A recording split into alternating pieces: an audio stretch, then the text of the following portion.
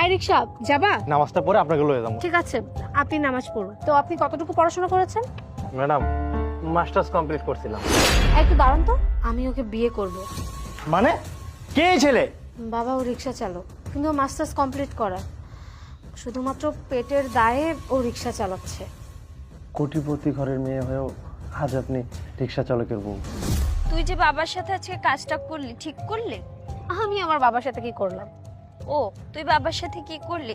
বাবা তোর জন্য এত ভালো একটা সম্বন্ধ নিয়ে আসলো, তুই তো সেটা রিজেক্ট করলি, উল্টা বাবার সাথে বাজে ব্যবহার করলি। বাবা মনে কষ্ট পাইছে না?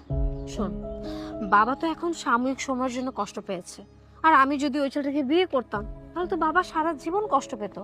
আর আমি ওই ছেলের ব্যাপারে খোঁজ খবর নিয়েছি, ছেলের টাকা পয়সা বাড়ি গাড়ি সবকিছুই আছে, কিন্তু ছেলের তো চরিত্র ভালো না।